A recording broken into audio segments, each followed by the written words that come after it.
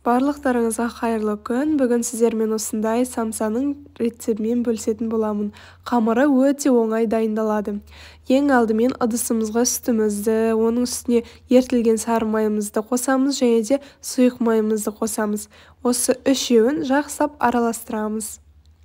Араластырып болып тұз саламыз және де тағы да жақсылап араластырып, үстіне ұнымызды салып, жұмсақ қамыр илейміз. Ұнымызды 2-3 бөлікке бөліп қосамыз.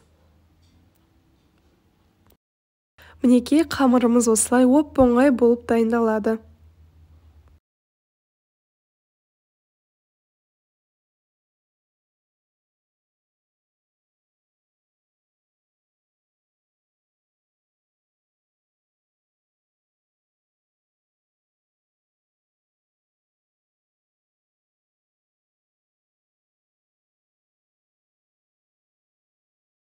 Қамырымыз дайын, енді оның бетін жауып 30 минутқа демалдырып қоямыз.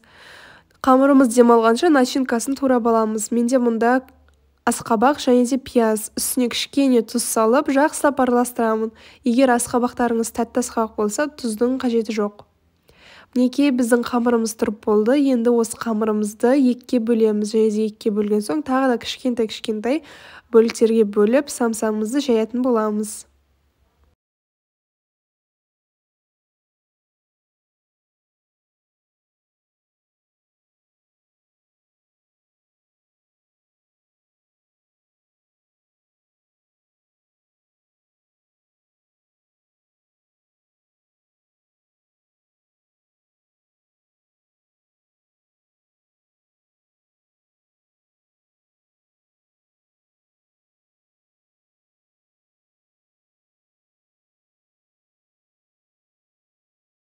Қамырымызды осылай доп-домалақ қылып аламыз және де ішіне начинкасын салып, осылай жақсылап жабыстырамыз.